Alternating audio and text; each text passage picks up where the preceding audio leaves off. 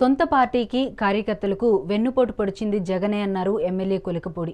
కూటమి పాలన ఏడాది పూర్తి చేసుకున్న సందర్భంగా వైసీపీ వెన్నుపోటు దినం పేరిట ర్యాలీలు నిర్వహిస్తుంది. ఈ సందర్భంగా ఎమ్మెల్యే కొలికపూడి జగన్పై ఫైర్ అయ్యారు.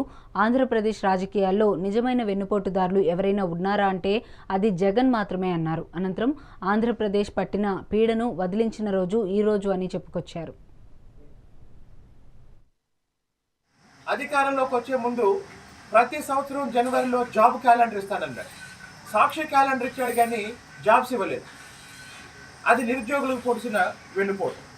అన్నిటికీ మించి 2019 ఎన్నికల్లో జగన్మోహన్ రెడ్డికి 151 సీట్లు రావడానికి అత్యంత కీలక పాత్ర పోషించిన ఎస్సీ ఎస్టీలకు సంబంధించిన 27 అభివృద్ధి సంక్షేమ పథకాలని జగన్మోహన్ రెడ్డి ప్రభుత్వం 5 సంవత్సరాలు ఆపేస్తే ఇప్పుడు చంద్రబాబు నాయుడు గారు, పవన్ కళ్యాణ్ గారి నాయకత్వంలో కూటమి ప్రభుత్వం మళ్ళీ ఎస్సీ కార్పొరేషన్లు, బీసీ కార్పొరేషన్లు, మైనార్టీ కార్పొరేషన్లు, కాపు కార్పొరేషను, బ్రాహ్మణ కార్పొరేషను, వైశ్య కార్పొరేషను, ఈ విధంగా అన్ని కార్పొరేషన్లకి ఉపాధి కార్యక్రమాల కోసం రుణాలు ఇవ్వడానికి ఇప్పుడు నోటిఫికేషన్లు వచ్చాయి, ఇంటర్వ్యూలు జరిగాయి. ఆ రుణాల పంపిణీ కార్యక్రమం కూడా మొదలై ఆ తర్వాత కోడికత్తి శ్రీను మీకోసం జీవితాన్ని రిస్క్ తీసుకొని జైలుకి వెళ్తే కోడికత్తి శ్రీను కుటుంబానికి జగన్మోహన్ రెడ్డి వెన్నుపోటు పొడిచాడు.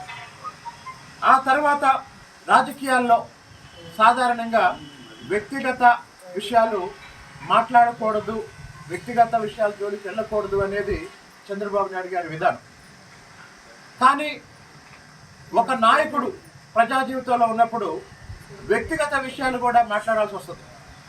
మరి జగన్మోహన్ రెడ్డి గారు తన తల్లికి, తన చెల్లికి సండూరు పవర్లో కానీ, సరస్వతి ఇండస్ట్రీస్లో కానీ వాళ్ళకి ఇచ్చిన షేర్లని మళ్ళీ వాళ్ళకి కేటాయించొద్దని కోర్టుకెళ్ళి వాటాల విషయంలో, ఆస్తి పంపకం విషయంలో తల్లికి చెల్లికి